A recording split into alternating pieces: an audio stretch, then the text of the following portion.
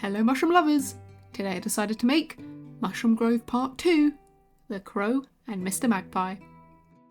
I absolutely love birds, especially magpies, so doing one in a sculpture has been something that's been on my list for a while, and I finally got to do it.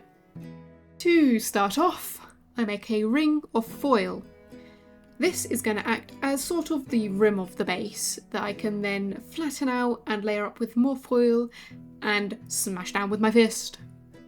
I then, as I have done many times before, whack my clay with my rolling pin so that it gets nice and warm so that when I roll it out it doesn't hurt my hands too much. Using my clay glue, I layer it over the foil as it's quite smooth and the clay won't stick to it very well without it. After cutting off the excess, I then begin to work on the big mushroom stem. I wrap some foil around it and then some clay so that I don't have to use too much clay trying to bulk it out. I then attach it to the base using some more clay, trying to smooth it out on the way, and then using even more clay to smooth out the main body as it's looking a little bit lumpy at the moment. You see, at this point it's starting to look a bit, you know, and just fair warning, it only gets worse. It's horrible. But anyways, I take a break from that mushroom stem to start working on the magpie. I don't know why I started to work on it this early, but I guess that's just kind of how I did it. I got bored and I only had a little bit of clay, so I got to work on the magpie. I made its little two legs out of some thick wire, as well as adding a little bit of clay around them to hold them in place, as well as poke it out a little bit where it would be kind of in the bird. I don't know what I'm saying. Then I add kind of a big ball to the head, as the head, and then I kind of squish it out as the beak. Then I work on the feathers for the wings. Even though there is wire throughout the clay, I do still use cos clay so that it doesn't accidentally snap. Because of how thin they are and kind of out there without any stability, I do put some metal wire into it, as well as obviously, like I said, doing it out of cos clay so that if by any means I do accidentally whack it, which is more than likely, it'll just bend a little bit, it won't snap off. Now, I am very much aware that this is not what actual magpie's wings look like. I know that they aren't just, 5 long feathers protruding from a little bone in their arms. I'm aware of that. But why do it? Why make it look realistic? Because it looks cool like this. This is how I do feathers. So if you want to do them like this, you can also do them like this, which is really cool, actually. I don't know what I'm saying. But I used to be very bad at birds. Just to put it out there, I sucked at birds. I could never do them. Proof. But I've gotten better at it, and I've seen progress in myself, which is awesome. I love seeing progress, and that's kind of partly why I made this channel. I just wanted to see my own progress, see myself get better. And I have. There. Yeah. And then I work on the tail. The tail! Magpies have tails, they're quite long, and they're a little bit green and a little bit blue, and they're really cute, and I love magpies, especially their tails. Then I open up its mouth. I cut 2 slits down the side, then one in the middle, so that it opens evenly on both sides, because I don't want it to have a lopsided smile. Then I just quickly scrape out the insides of the mouth, as you do. Then I start placing some clay onto the base. This is going to be kind of the lumps of moss. The entire base is going to be moss, but I don't want it to all be flat, So I add these lumps, smoothen them out a little bit, and then I start texturing them because lumpy moss looks better than flat moss, in my humble opinion. But before I texture the moss, I have to do more on the stem. I'm not getting away with this, am I? Hopefully. I don't know. Add some little ridges into it. Then give it some... oh no. Then I give it some lines. Just down the body of the stem, I think that this mushroom stem came out better than the last one, because the last one was a little bit weird. I don't know. Not as bad looking as this though. As I do, I just scrape in some texture, not on the main body, but in that little lumpy bit up there. And then I add a little bit more clay around the base of it, blending it into the rest of it. And then I get my hooked ball tool. Yes! And start doing my signature moss texture. I love this. You know I do. If you're one of my, you know, subscribers, which you should be. Be my friend! I'm sorry, I don't know what came across me. I always swore to myself never to say that in the middle of a video instead of at the end. Also, look, it made a dent in my hand. Made a dent! Bloody tools. Then I use some clay glue so that I can stick in the pre-baked wings. Don't worry, I'm not smushing them. I put them in the oven beforehand so that they were nice and hard, so that they wouldn't be all floppy when I tried to put them onto the this one's a magpie. The magpie. I'm sorry. I'm sorry. I've had no sleep. Bear with me. Then I give them some little eyes, and my camera shakes because I got a new tripod and it's a bit wobbly. Then, using my little spiky tool, but not that spiky, kind of just a little bit of a ball tool, but a bit longer, you know what I mean? I scratch in these little furry details. This is actually one of my favourite details, one of my favourite textures to do. Other than moss, obviously. I don't get to do this one fairly often, but I just kind of, you know, itchy little scratch, scratch, scratch, you know. Then I start to work on the crow. Now, it's the exact same as the magpie, just a bit smaller and a different colour, you know. Now, I did take inspiration from a crow. Or it is a crow, obviously, but I kind of did a mix of a fully adult crow and a bit of a baby crow because it has kind of a bit of a chubbier face and a bit of a chubbier body overall, but it is still just a crow, you know. From what I've seen, crow's tails are a little bit smaller, so I made this one a bit smaller. Actually did it a little bit differently with the lines going through it. And then this one is just going to kind of be standing next to the magpie, kind of having fun with it. The magpie's kind of performing. Love the magpie. Because, of course, unlike the magpie, the crow is a bit more enclosed in itself. Kind of the wings are down by its side, how you'd normally see a bird kind of just sitting. So, didn't need to use cos clay because the wings didn't really have a chance of snapping off. I gave him some happy little eyes. I didn't give either of them actual eyes, just little squints, because I thought that looked really cute. And then, like I did on the magpie, went in with my oblong, not oblong, I don't know what I was trying to say there, my long ball tool, so that it can scratch in the little fur details like I did on the magpie, like I did on the magpie, like I did on the magpie. Then I attached the magpie to the base. After attaching it and then trying to attach the crow, I realised that I didn't want the crow to actually just be sitting on the moss. I wanted it to be perched up on top of a little rock. So I went in with some foil to kind of press into some clay that I had put on the moss so that it looked a little bit jaggedy like rocks would. Then I put the crow in, and also I gave the crow and the magpie four actually, toes on each foot. 3 at the front, 1 at the back. Oh. Then I made a hedgehog. I made many hedgehogs, lots of them. How many? 1, 2, 3, 4, 5, 6? No, 5. 5 hedgehogs. I made 5 hedgehogs. Sorry, just had to observe it because it is in front of me.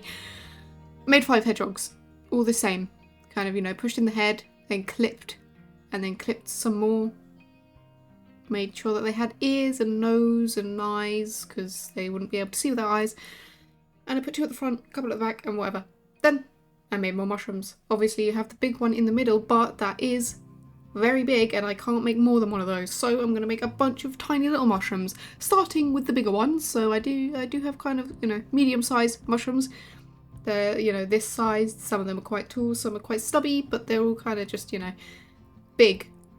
A lot of them are actually about the same height as the magpie. And the crow, obviously a few same height as the crow. And then, you know, the big ones mostly have dots. There are a few big ones that are brown, that I'm going to paint later on. They're going to be, you know, the flat ones without any dots on top. They're just going to be brown. But like this, some, quite a lot actually, are going to have the dots. But the smaller ones are going to be mostly brown.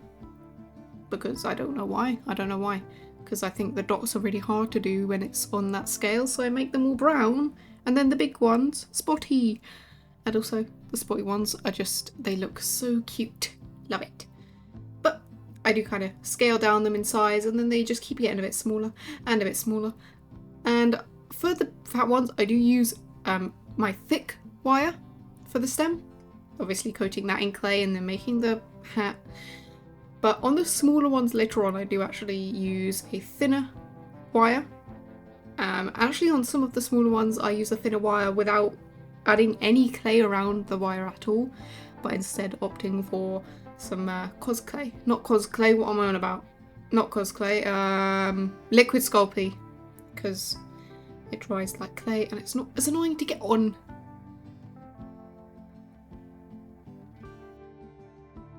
As I have some free time now, I shall do a little intermission of talking about, I'm sorry, it's been 13 days since I posted a video.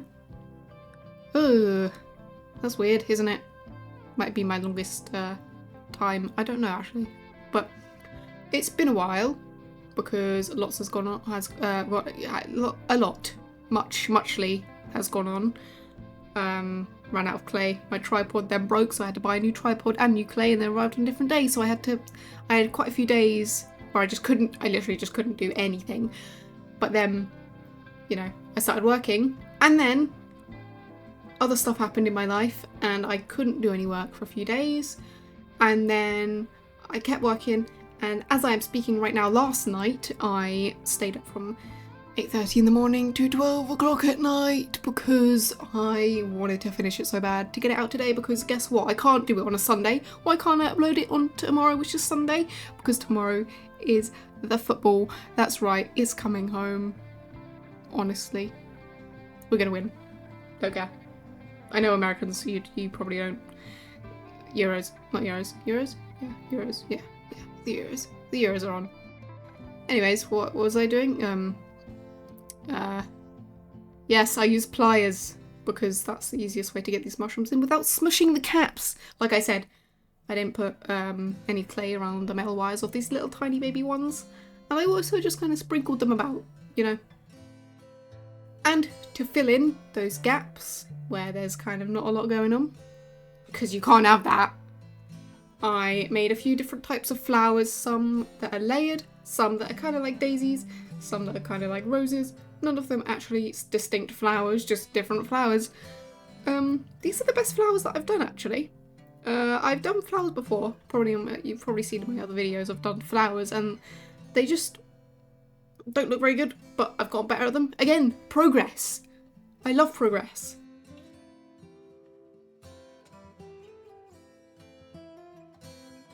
And for these ones, these little rose ones, I make little balls, starting off with the smallest one in the middle, then kind of layering them outwards, kind of stacking them up, making them a little bit higher each time, and then it kind of gives this kind of rosy look effect, and it looks really cute.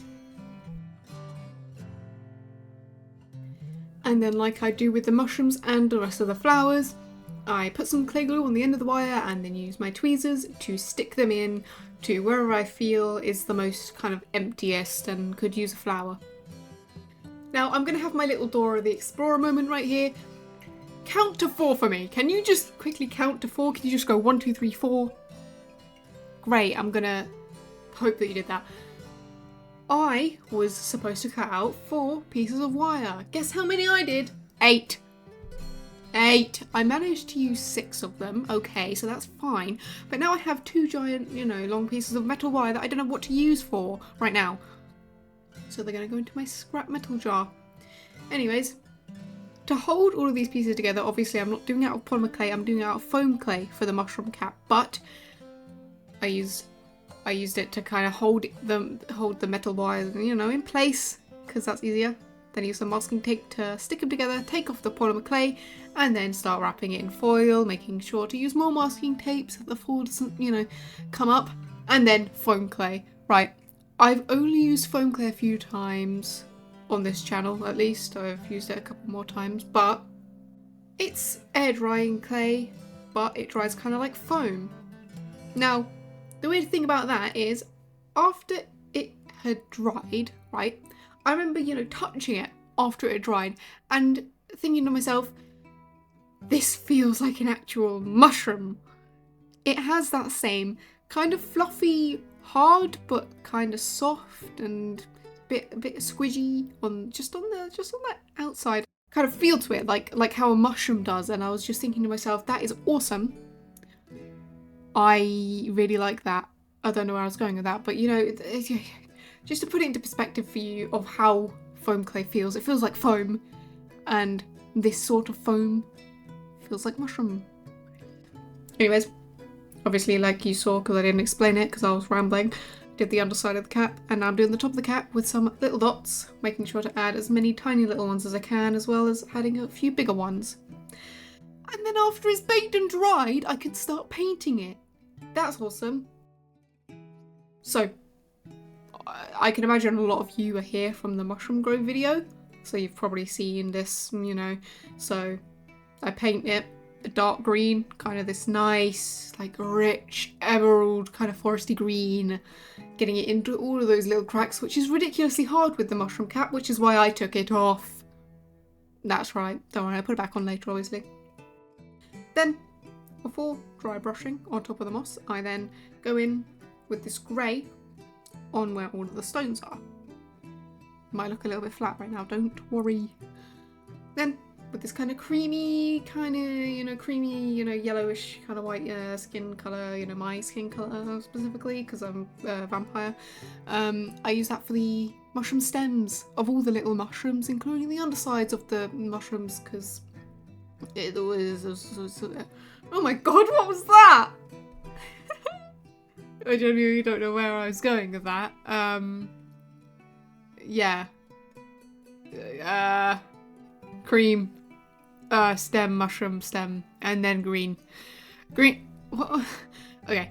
Green, dry brushing. I'm dry brushing green. A lighter green on top of the moss, because moss is light green and has little dark bits, which is why I did dry brushing, because when you dry brush, you put the lighter colours on top of the darker colours, and it means that the darker colours are in the little sinkholes, and then the lighter colours are on top. So the yellow is on top. Mushroom. Okay, I'm sorry. Oh, I'll try to be better. I'll try to be normal. Now, this red dries quite dark.